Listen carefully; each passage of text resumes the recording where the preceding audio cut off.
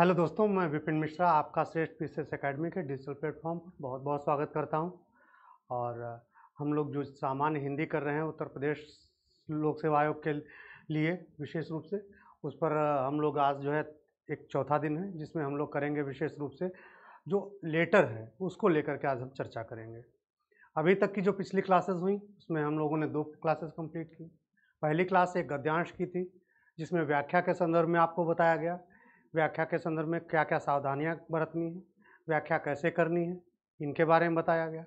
अगली उसकी जो क्लास हुई वो क्लास आपको जो है गद्यांश के जो संक्षेपण को लेकर के थी, साथ ही साथ उसका शीर्षक लेखन ये आदि से संबंधित जो भी बारीकियां थी, जो भी सावधानियां थी, उन सबको आपको उसमें बताया गया कि क्या क्या आपको जो है शीर्षक चयन के लिए सावधानियां बरतनी है और संक्षेपण कैसे लिखना है। इन सब पर हम लोगों ने विस्तृत चर्चा कर ली है। अब इसके बाद में आज हम लोग चर्चा कर रहे हैं विशेष रूप से लेटर राइटिंग को लेकर के। लेटर राइटिंग को लेकर के जैसा कि आप लोग जानते हैं कि उत्तर प्रदेश में जो लेटर राइटिंग वाला सेक्शन है उससे 2 प्रश्न आते हैं।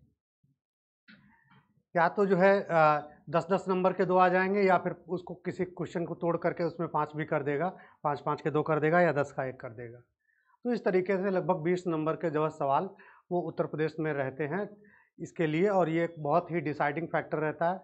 ये डिसाइडिंग इसलिए रहता है क्योंकि लेटर में जो होता है आप देखेंगे कि लेटर में विशेष रूप से अगर आपने लेटर को बहुत अच्छी तरीके से लिख दिया, उसमें कॉमा, फुल स्टॉप, वर्तनी, शब्द, इन सब का विशेष ध्यान रखना पड़ता है। अगर उसको आपने बहुत बेहतर तरीके से लिख दिया तो अनडाउटली आपको उसमें बहुत अच्छे मार्क्स मिलते हैं। अगर देखा जाए विशेष रूप से तो मुझे लग रहा है कि उसमें 10 में आपको 7 मार्क्स भी मिल सकते हैं, 7.5 मार्क्स भी मिल सकते हैं। और अगर आपने गड़बड़ कर दी तो उसमें आपको फिर वही बात आ जाती है, क्योंकि ये वाली गलती यहाँ पर क्षम्य नहीं होती है, माफ़ नहीं होती है। अगर आपने फुल स्टॉप को लेकर के, पूर्ण विराम को लेकर के, अर्धविराम को लेकर के, अल्प विराम को लेकर के कोई भी ऐसी गलती की या वर्तनी अशुद्धि भी की तो इस वजह से जिनकी भाषागत स्तर पर अच्छी पकड़ रहती है और साथ साथ जो है ये जो सावधानियाँ जानते हैं वो लोग लेटर में बहुत अच्छा करते हैं। तो अब हम चर्चा कर रहे हैं पत्र लेखन पर।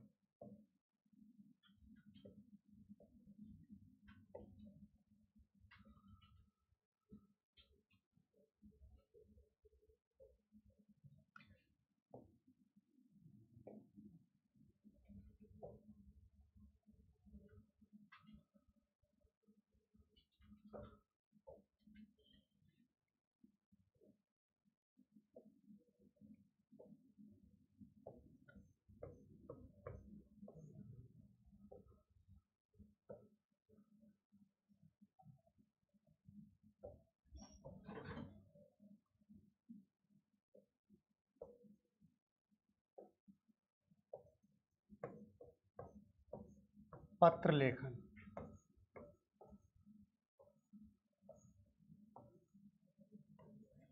आज डेट है 4 अगस्त। आपको मालूम होगा ये कि ये सेक्शन जो है आपके पीसीएस के एग्ज़ाम के लिए इम्पॉर्टेंट है ही, साथ साथ और भी अगर जैसे आरओ वगैरह के एग्ज़ाम होते हैं तो उसके लिए भी इम्पॉर्टेंट है। लेकिन आरओ में थोड़ा जो है चीज़ें हट करके हो जाती है, उसका सिलेबस अलग है तो उसको अलग से क्लासेस में बताया जाएगा। वैसे ऑफलाइन क्लासेस वगैरह भी होंगी आप लोगों की तो उसमें और चीज़ें आपको बताई जाएंगी। तो इसमें हम लोग जो है विशेष रूप से जो पीसीएस के लिए पत्र आते हैं उन पर चर्चा करेंगे। तो ये जो पत्र आते हैं उत्तर प्रदेश में विशेष रूप से वो 5 पत्र आते हैं, उन पर चर्चा करेंगे। इससे पहले हम यहाँ पर एक चीज़ जो है और जान लें कि आखिर पत्र लेखन है क्या। पत्र लेखन है क्या? पत्रों के बारे में आप जानते होंगे कि जैसे पहले भी पत्राचार का हुआ करता था। पहले जो देखते होंगे मूवी वगैरह में भी देखते होंगे, कबूतर जा जा जा पहले प्यार की पहली चिट्ठी साजन को दिया। तो वो जो चिट्ठियाँ होती थी वही तो पत्र हैं। तो वो पत्र जो है वो भेजे जाते थे, संप्रेषित किए जाते थे विभिन्न माध्यमों के द्वारा।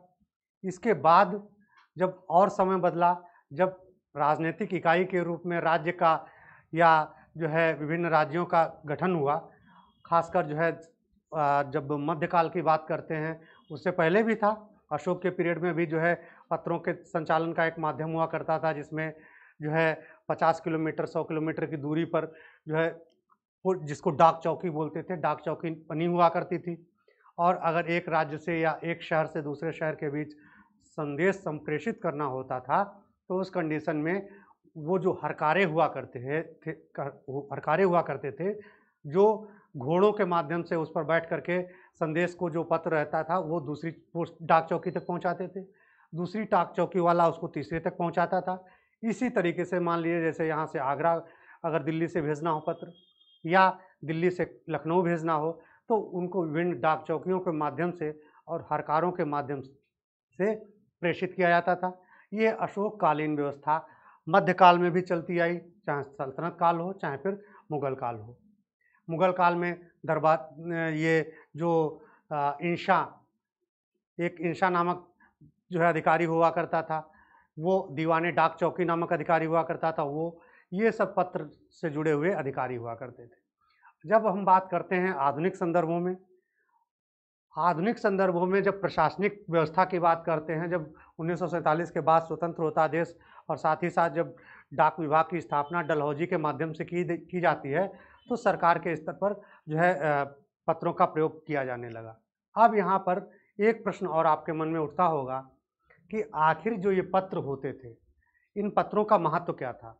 पत्र जब आज के समय में जब टेलीफोनिक चीज़ें बहुत आसानी से एक्सेस हो चुकी हैं, उपलब्ध हैं सबके पास, तो फिर पत्र की क्या आवश्यकता?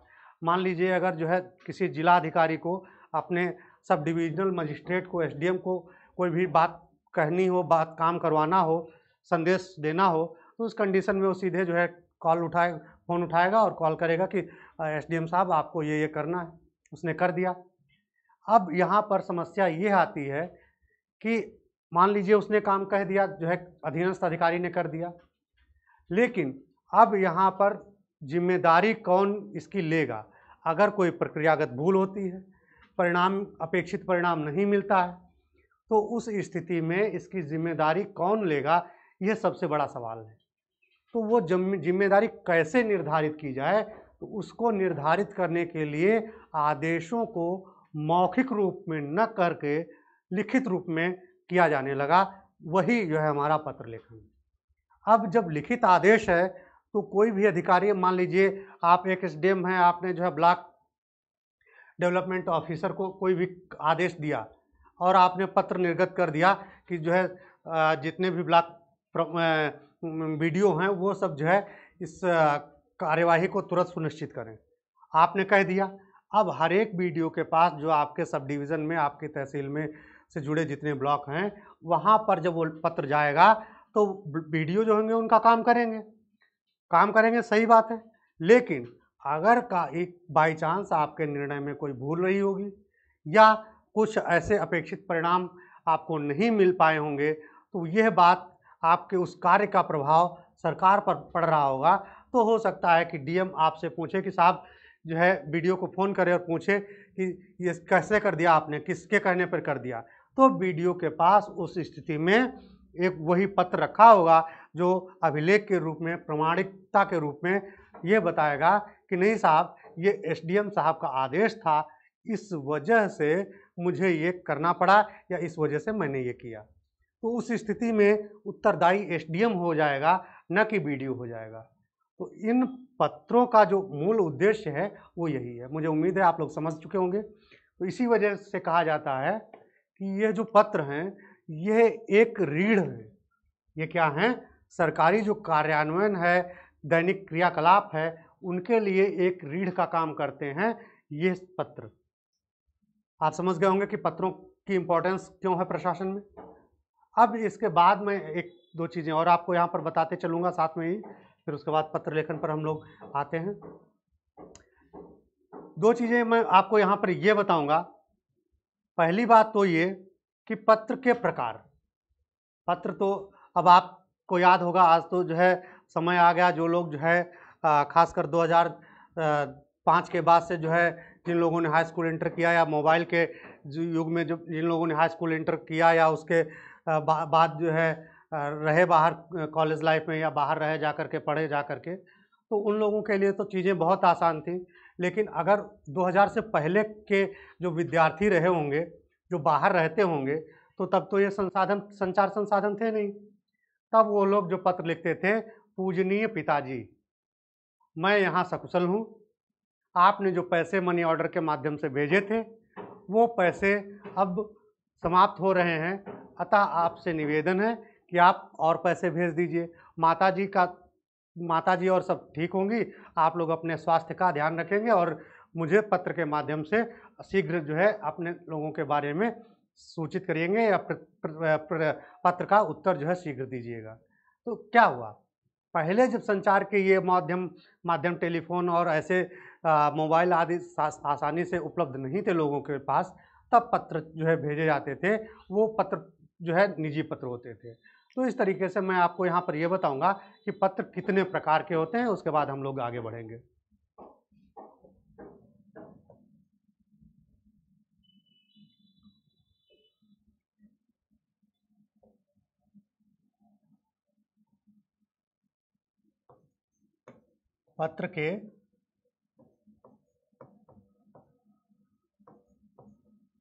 पत्रों के प्रकार, अगर हम देखें पत्रों को तो मूल रूप से पत्र 3-4 भागों में हम बांट करके समझ सकते हैं। एक तो होते हैं सरकारी पत्र,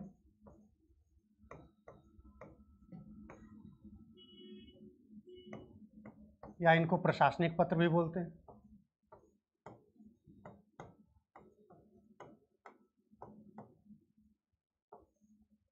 दूसरे होते हैं अर्ध सरकारी पत्र या अर्ध शासकीय पत्र। ये पत्र मूल रूप से किसी विभिन्न सरकारी अधिकारियों के स्तर पर, व्यक्तिगत स्तर पर, या किसी सरकारी अधिकारी और किसी निजी व्यक्ति को ये प्रेषित किए जाते हैं। जैसे मान लीजिए किसी ग्राम पंचायत के प्रधान को जो है डीएम ने पत्र लिखा तो अर्ध सरकारी पत्र के अंतर्गत आ जाएगा। इसी तरीके से होते हैं व्यावसायिक पत्र।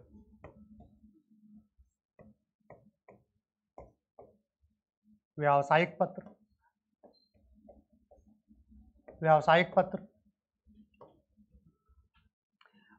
पत्र के अंतर्गत जो विभिन्न संगठन हैं, विभिन्न कंपनियां हैं, विभिन्न ऑर्गेनाइजेशन हैं, उनमें जब संगठनों के अंतर्गत जब पत्र होते हैं तो वो व्यावसायिक पत्र के अंतर्गत आते हैं।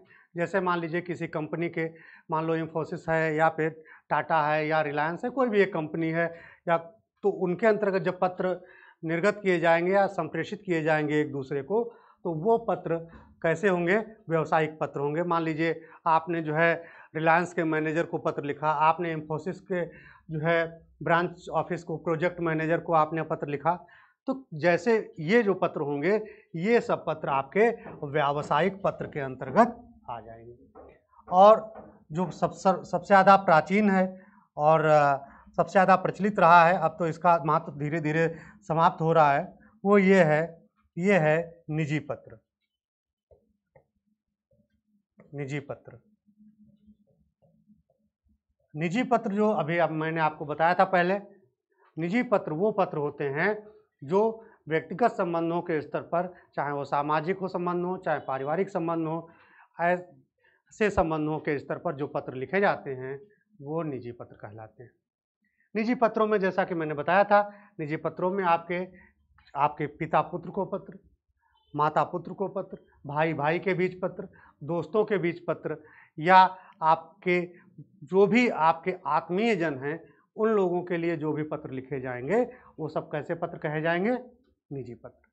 आप समझ गए होंगे कि पत्रों के प्रकार। अब हम लोगों के लिए जो यहाँ पर 2 इम्पॉर्टेंट हैं वो विशेष रूप से सरकारी पत्र और अर्ध सरकारी पत्र, ये 2 हमारे यहाँ पर आज जो टॉपिक है उनसे जुड़े हुए या संदर्भित पत्र हैं।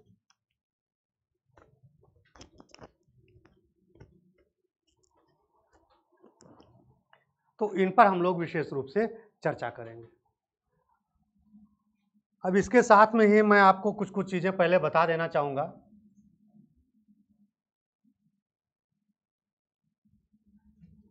जो इम्पोर्टेंट हैं आपके लिए।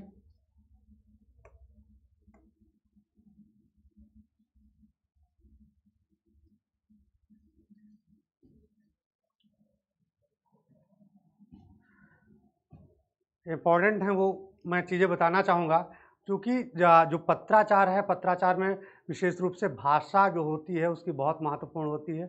तो कुछ एक ऐसे शब्द हैं जो आपके लिए ज़रूरी हैं, जिनको आप समझ लीजिए, जिससे आपको बहुत आसानी होगी। जैसे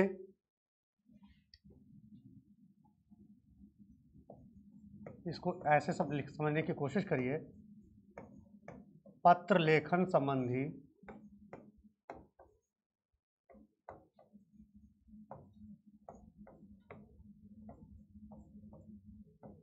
महत्वपूर्ण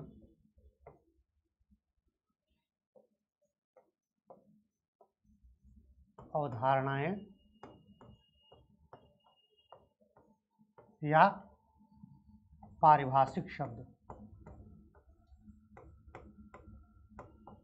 पारिभाषिक शब्द। अब यहाँ पर आपको कुछ कुछ शब्द मैं बताने जा रहा हूँ, इनके बारे में आप जान लेंगे तो बेहतर होगा, आप बहुत आसानी से चीज़ों को समझ सकेंगे। जैसे एक शब्द होता है प्रेषक। क्या होता है? प्रेषक। प्रेषक, प्रेषक का अर्थ होता है भेजने वाला। प्रेषक मतलब जो पत्र भेजता है उसको बोलते हैं प्रेषक। पत्र भेजने वाला। दूसरा शब्द होता है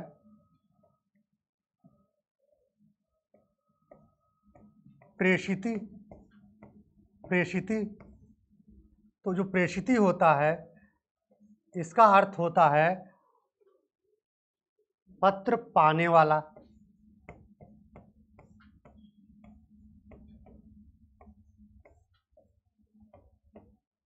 पाने वाला।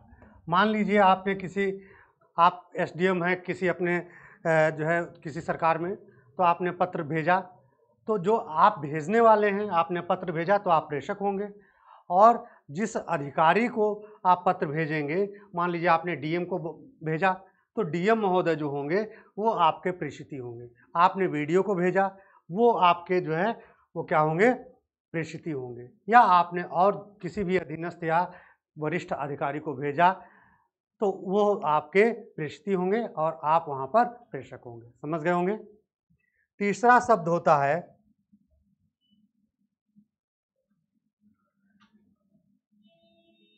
वो इसमें होता है संबोधन। संबोधन, संबोधन सामान्य रूप से तो सभी समझते होंगे, लेकिन ये पत्र में कैसे प्रयोग किया जाता है, तो संबोधन के लिए यहाँ पर जब हम देखेंगे, संबोधन के लिए विशेष रूप से जब हम देखेंगे, तो संबोधन जब हम पत्र लिखते हैं, पत्र का विषय जब लिखने के बाद जब संबोधित करते हैं किसी अधिकारी को कि महोदय, अगर सरकारी पत्र है तो उसमें संबोधन होगा महोदय।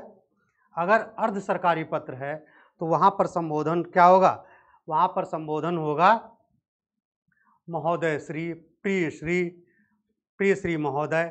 ऐसे संबोधन जो होंगे वो यहाँ पर हमारे लिए जानने के लिए ज़रूरी है कि वो संबोधन के अंतर्गत आते हैं।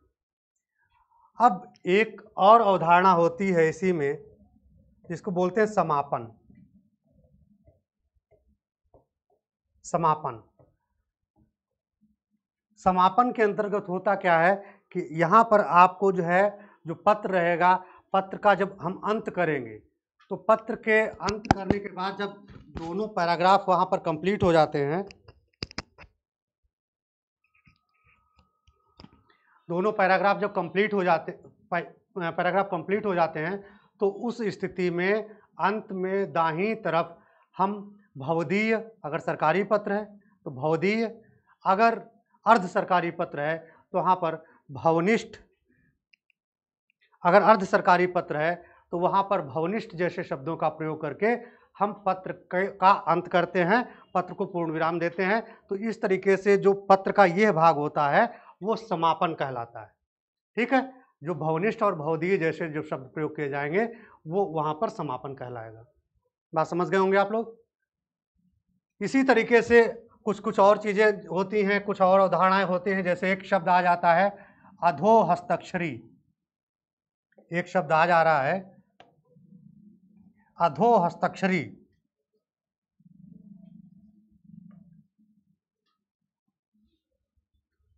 आप लोग कोशिश करिए सोचने की या बताने की, अधो हस्ताक्षरी क्या होता है।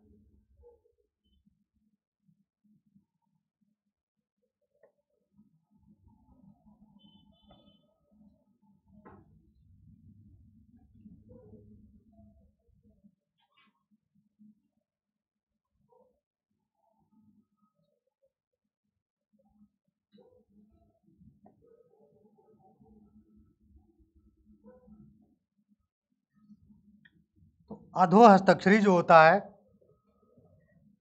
एक शब्द और होता है, वो होता है अधो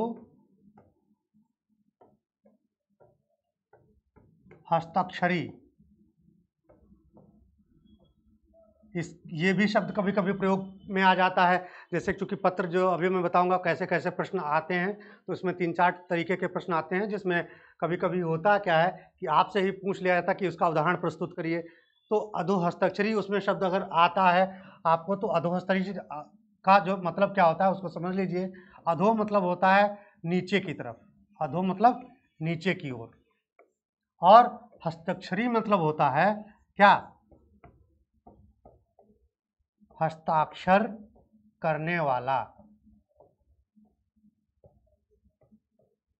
यानी जो पत्र के समापन के समय जिसके हस्ताक्षर होते हैं उसको अधो हस्ताक्षरी कहते हैं।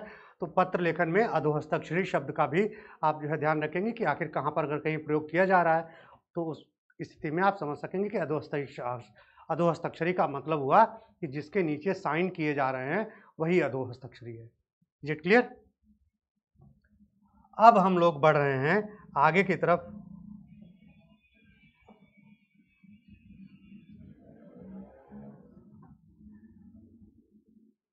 जिसमें मैं आपको अब पत्रों के बारे में बताने जा रहा हूं। क्रमशः पत्रों को हम लोग 5 पत्र हमारे यहाँ पीसीएस वाले एग्जाम में हैं, तो 5 पत्रों पे ही हम लोग अभी यहाँ पर चर्चा करेंगे, क्योंकि एक जो क्लास है वो आपके पीसीएस की क्लास है विशेष रूप से। तो इसमें 5 पत्र हैं विशेष रूप से। पहला है सरकारी पत्र,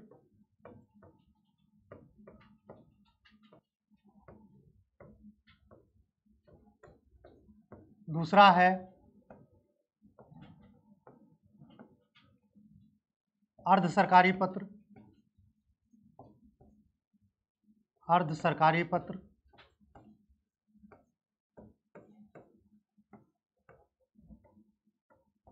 अर्ध सरकारी जब भी आप लिखेंगे तो द बना करके आधा ध बना के उसमें रा लगाएंगे। आजकल पुस्तकों में धा बना करके रा बना लगा दिया जाता है, जैसे अर्ध। ये अर्ध गलत होता है, ऐसे आप प्रयोग नहीं करेंगे। आजकल ज़्यादातर पुस्तकों में यही जो है आपको देखने को मिलेगा, क्योंकि यहाँ पर भाषा और वर्तनी का विशेष महत्व रहता है। तो आप जब भी अगर इसको लेकर के पत्र लिखेंगे तो आप अर्ध ये वाला धा बनाने की कोशिश करेंगे। नंबर 3,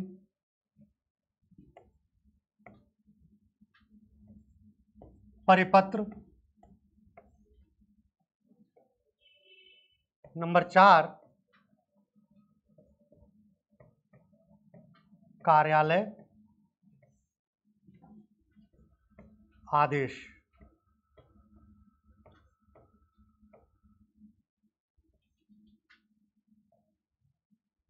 और नंबर 5, अधिसूचना।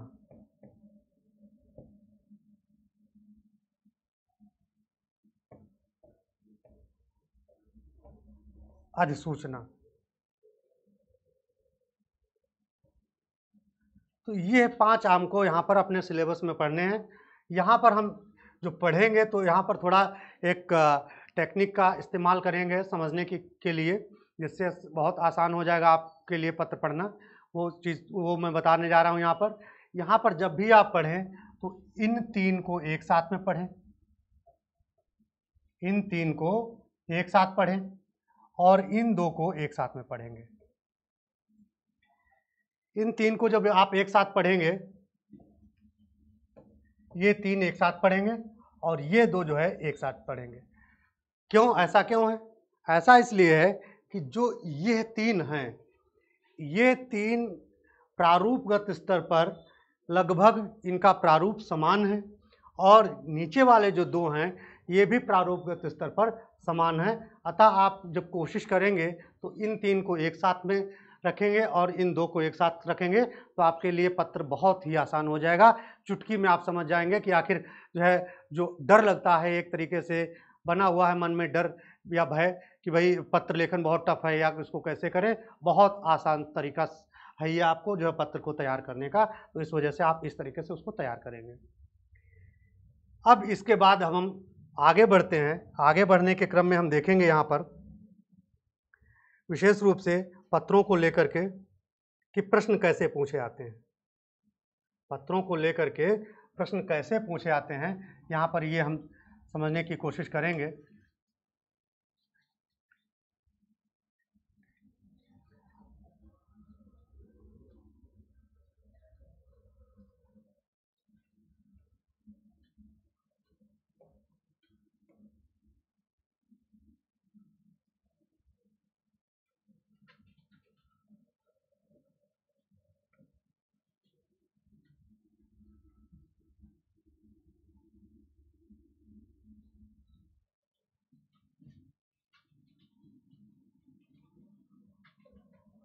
कैसे प्रश्न पूछे जाते हैं, यहाँ पर पत्रों से लेकर के जो प्रश्न है वो मूल रूप से 3-4 तरीके के प्रश्न पूछे जाते हैं।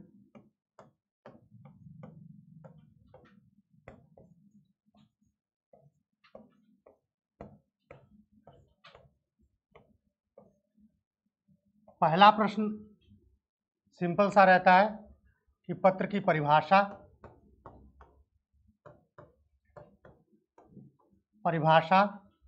देते हुए प्रारूप प्रस्तुत करें या उदाहरण दीजिए। एक प्रश्न ये रहता है। दूसरा रहता है पत्र की विशेषताएं। कोई भी पत्र एक पूछ देगा, उसकी विशेषताओं से जुड़ा प्रश्न रहता है। विशेषताएं कि इसके पत्र की विशेषताएं क्या क्या हैं। तीसरा जो प्रश्न रहता है पत्र के विभिन्न भाग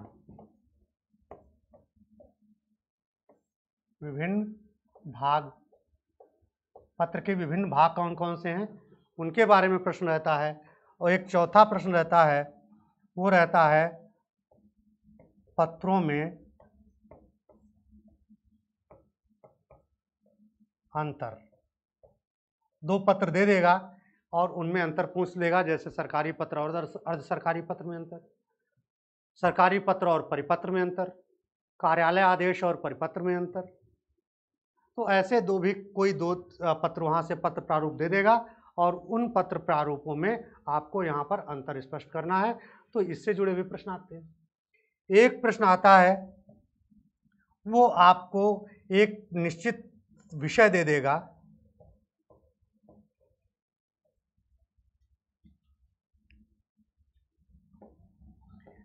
ये क्या करेंगे, इसमें आपको एक निश्चित विषय दे दिया जाएगा।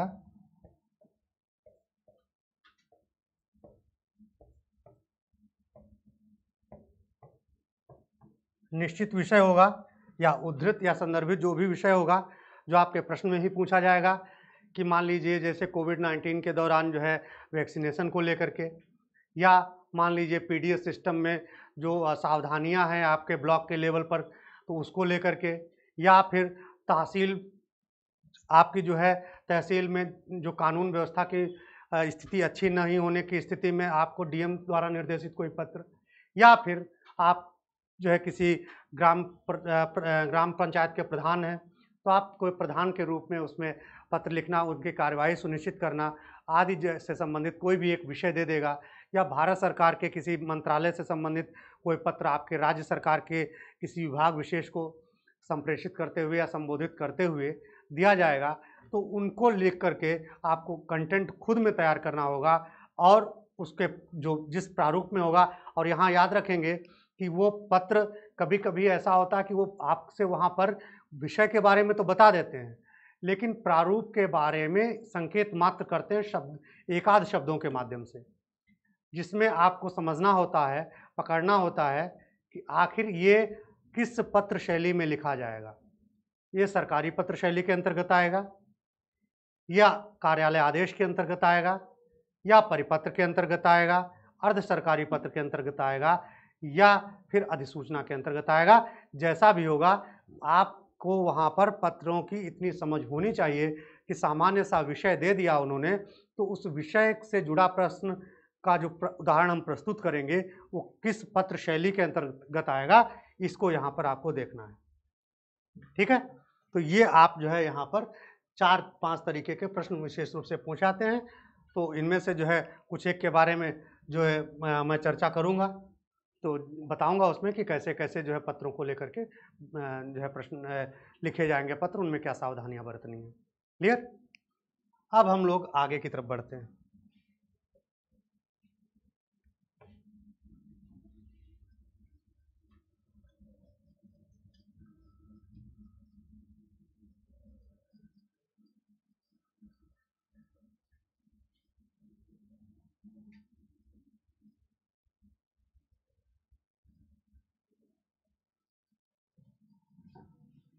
ये जो सब मैंने चीज़ें बताई हैं, ये आप अगर चाहें कि आपको किसी पुस्तक में मिल जाएंगे तो वो नहीं मिलेंगी। क्यों? क्योंकि ये मैंने इन चीज़ों पर खुद का एनालाइज किया, खुद चीज़ों को जो है सिंप्लीफाई किया है, तब जा कर के मैं आपको यहाँ पर बता रहा हूँ। तो ये पुस्तकों में आपको आसानी से मिलने वाली नहीं है। क्लियर? अब यहाँ पर हम लोग आते हैं पत्रों को लेकर के। पहले पत्र प्रारूप पर हम लोग चर्चा करने जा रहे हैं, वो है सरकारी पत्र।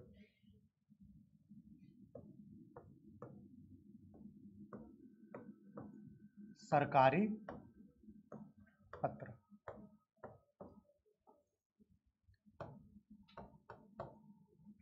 भाई यहाँ पर जान लीजिए सरकारी पत्र के बारे में कि आखिर सरकारी पत्र क्या होता है।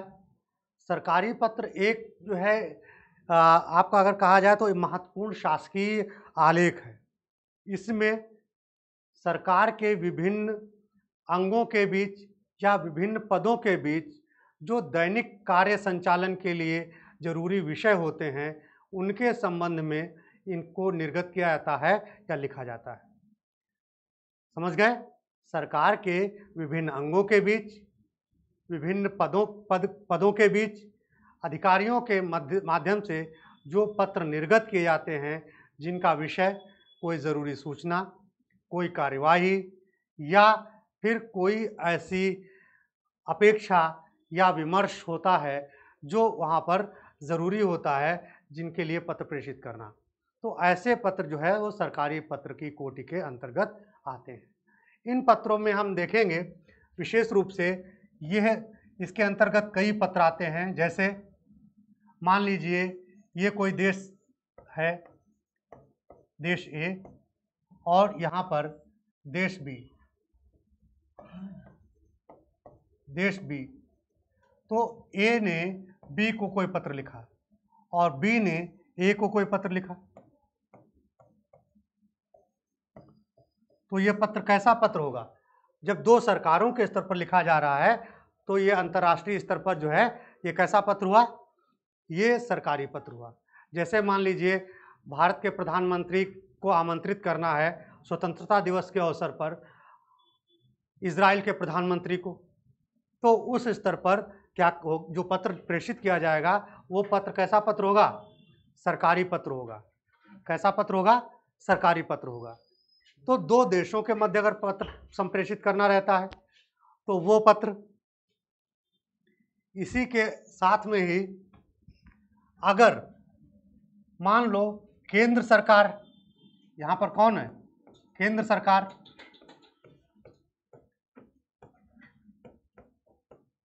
और केंद्र सरकार किसी एक राज्य विशेष को या कई राज्यों के बीच, राज्य ए हो गया, बी हो गया या फिर राज्य सी हो गया, इनके बीच जब पत्र संप्रेषित करेगा या किसी बात के लिए कहा जाएगा पत्र के माध्यम से, तो यह पत्र भी सरकारी पत्र के अंतर्गत आएंगे। तो यानी देश हो गया, विभिन्न राज्यों के मध्य हो गया, और तीसरा जो इसका प्रकार होता है या कोटि होती है वो होता है विभिन्न पदों के मध्य। पदों के मध्य, पदों के मध्य के अंतर्गत जैसे मान लीजिए कोई पदधारक या पदाधिकारी यहाँ पर क है और यहाँ पर कोई पदाधिकारी वो है पदाधिकारी वो ख है, इनके बीच किसी भी शासकीय विषय को लेकर के सूचना संप्रेषित करना हो, वार्तालाप हो कोई आदेश भेजना हो, तो ऐसे पत्र जो है वो सरकारी पत्र के अंतर्गत आते हैं। क्लियर हो गया कि सरकारी पत्र के अंतर्गत क्या होता है? ऐसे पत्र जो विभिन्न पदों के मध्य विभिन्न विषयों से संबंधित, जैसे सूचना संप्रेषित करना, आदेश निर्गत करना, विचार विमर्श करना आदि से जुड़े जो पत्र होते हैं वो सरकारी पत्र होते हैं और ये शासन के संचालन में एक महती भूमिका निभाते हैं। महती आप याद रखेंगे, भूमिका जो होती है वो महती होती है, महान नहीं होती है। वर्तनी शुद्धि वगैरह देखेंगे तो वहाँ पर याद रखेंगे, वाक्य शुद्धि वगैरह आपके इसमें एक प्रश्न भी रहता है वाक्य शुद्धि को लेकर के, तो वहाँ पर महती होता है शब्द, महान नहीं होता है। तो ये महती भूमिका निभाते हैं। क्लियर? तो ये समझ गए आप सरकारी पत्र कौन कौन से होते हैं या इसकी परिभाषा क्या होती है। अब सरकारी पत्र को लेकर के कुछ उसकी विशेषताएं भी होती हैं, जैसे यह पद से पदों के बीच संबोधित होते हैं, एक पद से दूसरे पद के बीच। दूसरा, ये जो है वो द्विआयामी होते हैं। यहाँ पर एक कॉन्सेप्ट आ गया नया। कौन सा कॉन्सेप्ट? ये द्विआयामी होते हैं। मैं कॉन्सेप्ट साथ साथ में क्लियर करते चलता हूँ।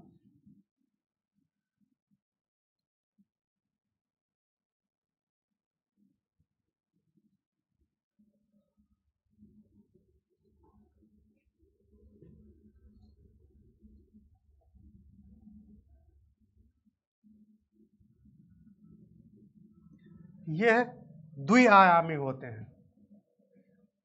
क्या होते हैं? द्विआयामी।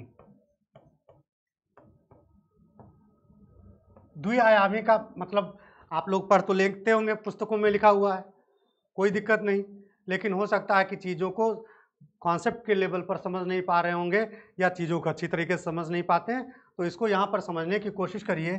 द्विआयामी का अर्थ होता है यह ऐसे कनिष्ठ और वरिष्ठ, ये दो शब्द होते हैं। हिंदी में दो शब्द होते हैं प्रशासन में, कनिष्ठ और वरिष्ठ।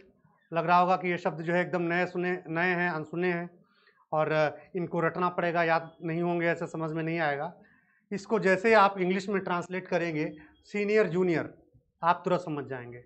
तो जो कनिष्ठ होता है वो होता है जूनियर और जो वरिष्ठ होता है वो होता है सीनियर। तो ये पत्र वरिष्ठ से कनिष्ठ के बीच एक आयाम हो गया, एक आयाम हो गया।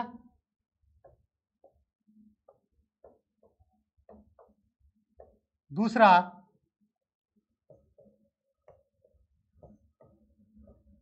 कनिष्ठ से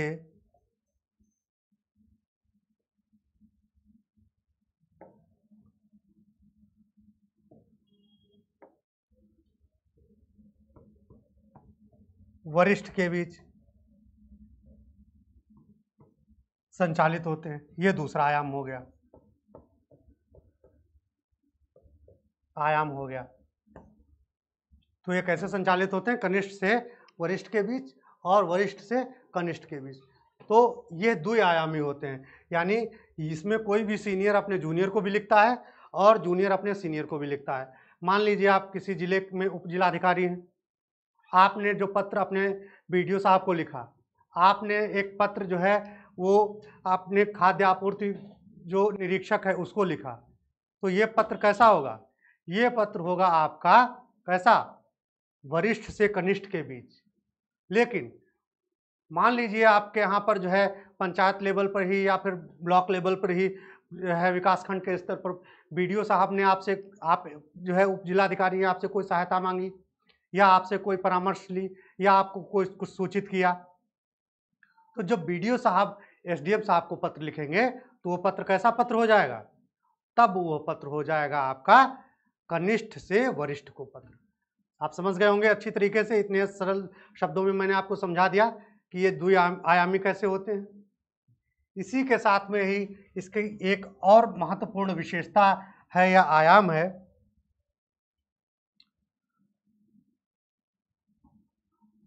वो है यह अन्य पुरुष शैली में होते हैं। मेरा इस बात का दावा है कि मैं 100% तो नहीं कहता हूं, लेकिन ये मैं ज़रूर कहता हूं नियर अबाउट 80 to 90% स्टूडेंट्स ऐसे होंगे जो शैली नहीं समझ रहे होंगे। पत्र में लिख कर के आएंगे, लिख कर के आते हैं कि यह उत्तम पुरुष शैली में लिखा जाता है या अन्य पुरुष शैली में लिखा जाता है। ये लिख कर के आएंगे, ये लिख कर के आएंगे कि यह अन्य पुरुष शैली में लिखा जाता है या उत्तम पुरुष शैली में लिखा जाता है। लेकिन स्टूडेंट्स ये नहीं जान पाते हैं कि आखिर उत्तम पुरुष शैली क्या है या फिर मध्यम पुरुष शैली क्या है या अन्य पुरुष शैली क्या है। तो इसको समझने के लिए आपको ज़रूरी होता है कि आप बेसिक इन्फॉर्मेशन वहाँ पर समझें। क्योंकि बेसिक इन्फॉर्मेशन गड़बड़ है, इस वजह से नहीं समझ में आ रही चीज़ें। अब कैसे बेसिक इन्फॉर्मेशन हम यहाँ पर बेहतर करेंगे? यहाँ पर हम देखेंगे कि जो शैली के रूप में यहाँ पर 3 शैलियाँ होती हैं। एक तो होती है, पहली क्या होती है? आप लोग बताने की कोशिश करिए। उत्तम पुरुष शैली। दूसरी क्या होती है? मध्यम पुरुष शैली। ये ग्रामर की बात है, लेकिन बेसिक कॉन्सेप्ट है, आपको समझना जरूरी है।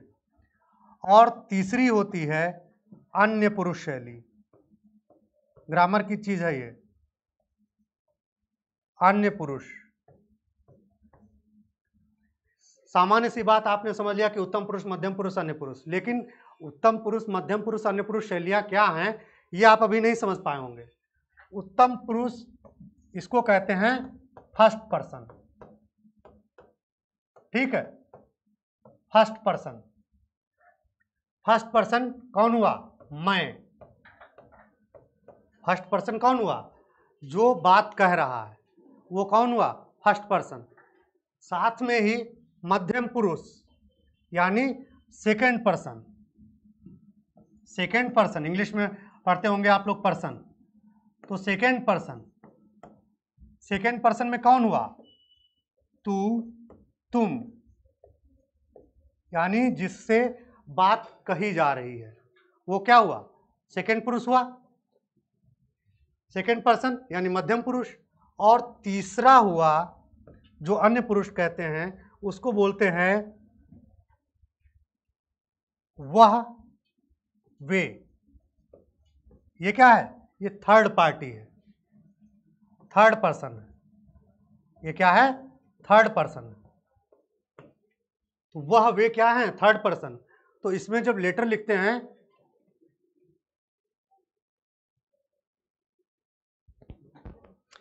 लेटर जब लिखते हैं, लेटर लिखने के क्रम में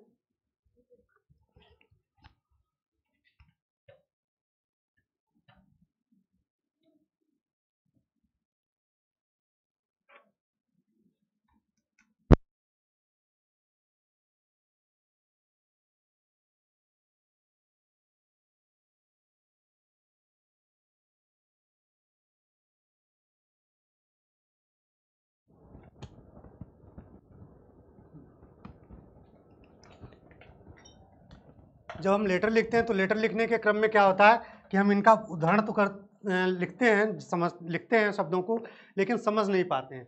अब जब हम सरकारी पत्र लिखते हैं तो वो अन्य पुरुष शैली में लिखे जाते हैं, ये पढ़ लेते हैं। लेकिन अन्य पुरुष शैली का मतलब हुआ वो किसी तीसरे व्यक्ति का ऑर्डर है।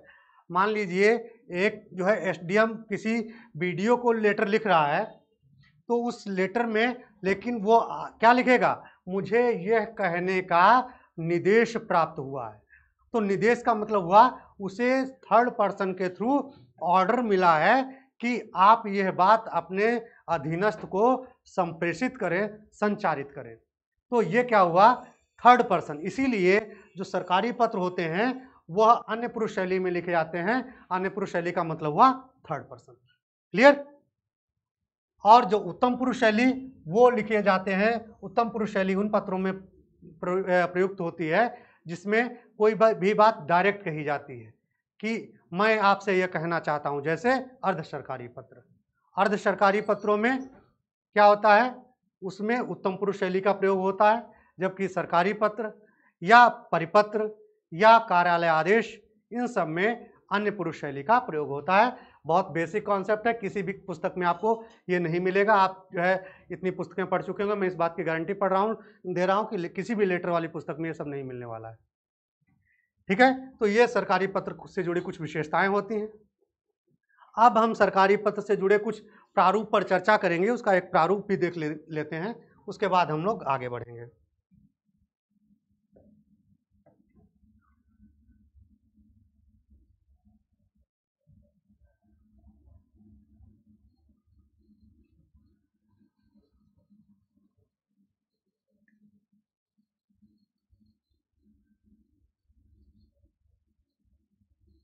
एक नहीं, मैंने कई अच्छे सिलेक्टेड कैंडिडेट्स को देखा, उनकी कॉपी वगैरह देखी, तो वो इस बात को लेकर के हमेशा गुमराह रहते हैं कि ये शैलियाँ क्या रहती हैं। कभी अन्य पुरुष को उत्तम पुरुष लिख देते हैं, कभी उत्तम पुरुष को अन्य पुरुष लिख देते हैं। ऐसा नहीं कि वो जो है चीज़ों को समझते नहीं हैं, लेकिन उस बारीकी से नहीं समझते हैं जो उनको एकदम कंठस्थ ही होना चाहिए। चीज़ों को ऐसा लगना चाहिए कॉन्सेप्चुअली ही गलती न करें, रटी हुई चीज़ें होता क्या मिस कर देते हैं, स्लिप कर देते हैं।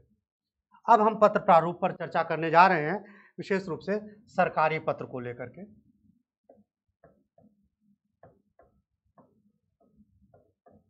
सरकारी पत्र प्रारूप, क्योंकि इसके माध्यम से ही आपको मार्क्स मिलते हैं। जैसा आप प्रारूप बनाएंगे उस हिसाब से आपको मार्क्स मिलेंगे। तो इसमें सबसे बाईं तरफ सबसे पहले आपको यहाँ पर लिखना होता है प्रेषक। प्रेषक को मैंने भी आपको बताया, प्रेषक मतलब जो पत्र भेज रहा है। उसके बाद नाम, कॉमा, फिर पदनाम, जो उसका पद होता है, डिजिग्नेशन होती है, उसको बताना है। फिर शासकीय पता, शासकीय पता ये आपको बताना है। इसके बाद यहाँ पर आपको पूर्ण विराम लगाना है। तो ये हमारा एक तरीके से पहला वाला पार्ट हो गया। इसी तरह इसके बिल्कुल ही दाहिनी तरफ आपको यहाँ पर सरकारी पत्र संख्या, इसको संक्षेप में भी लिख सकते हैं सपसंग। यहाँ पर जो भी सरकारी पत्र संख्या है उसको लिखना है। मान लीजिए लिखा है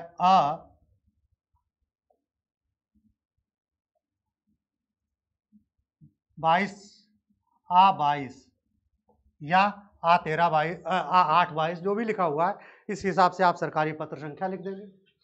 अब सरकारी पत्र संख्या लिखने के बाद फिर आप जब नीचे बढ़ेंगे तो यहाँ पर प्रेषक प्रेषिती के स्थान पर सेवा में लिखना रहता है। क्या लिखना रहता है? सेवा में। यहाँ पर ये याद रखेंगे, प्रेषक और सेवा में एक सीध में होने चाहिए। सेवा में के बाद हम यहाँ पर नाम नहीं लिखेंगे, उसका पदनाम लिखेंगे। पदनाम लिखेंगे, वही स्टाइल यहाँ भी, कॉमा लगाए, फिर उसका शासकीय पता, शासकीय पता हमने लिख दिया। शासकीय पता लिख दिया हमने। तो इस तरीके से शासकीय पता लिखने के बाद हम यहाँ पर क्या करेंगे, और जो सेवा में और प्रेषक लिखा है उसकी थोड़ा और बाएं हट करके यहाँ पर अनुभाग का नाम डालेंगे। अनुभाग, जैसे वित्त अनुभाग, स्थापना अनुभाग, स्थापना अनुभाग ए, क्योंकि विभाग होते हैं, विभाग से एक विभाग कई अनुभागों में बटा होता है, जिसको जैसे अनुभाग अधिकारी संचालित करता है। विभाग का जो अधिकारी होता है वो विभागाध्यक्ष होता है या डायरेक्टर होता है, लेकिन जो कोई भी ऑफिस है कई अनुभागों में बटा होता है, तो वहाँ पर अनुभाग है अगर तो अनुभाग के बारे में भी लिख देंगे। अनुभाग से बिल्कुल हम दाहिने की तरफ बढ़ेंगे, दाहिने तरफ यहाँ पर लिख देंगे दिनांक और स्थान। यहाँ पर क्या होगा, दिनांक, मान लीजिए आज कितनी तारीख है, आज है 4 अगस्त 2023। स्थान जहाँ पर आप पदस्थापित हैं उसके हिसाब से मान लीजिए यहाँ पर लिख दिया आपने लखनऊ, पूर्ण विराम देंगे। अब अनुभाग लिखने के बाद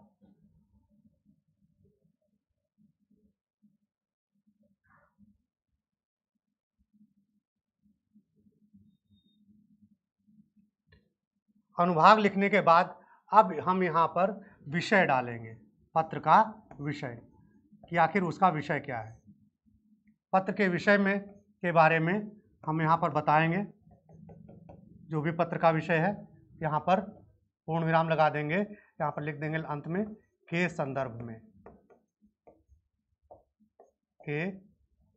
में हमने पत्र का विषय बता दिया। अब पत्र का विषय बताने के बाद पुनः हम लोग आगे बढ़ेंगे, फिर हम यहाँ पर लिखेंगे जो पत्र का मुख्य भाग है, यहाँ हम लिखेंगे महोदय।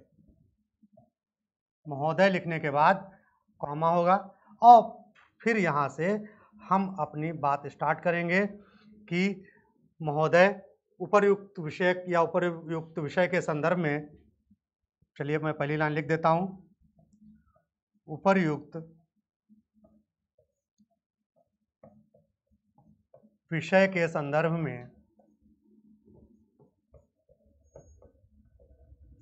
में मुझे यह कहने का निर्देश हुआ है,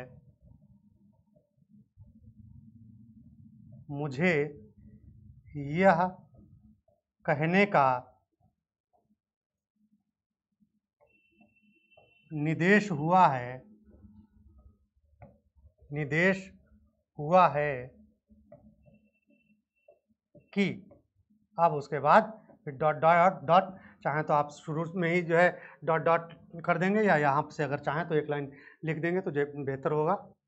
इस तरीके से आप पूरी बात जो है अपनी कंप्लीट करेंगे और मान लीजिए ये बात यहाँ पर कंप्लीट होती है, यहाँ पर आप पूर्ण विराम लगाएंगे।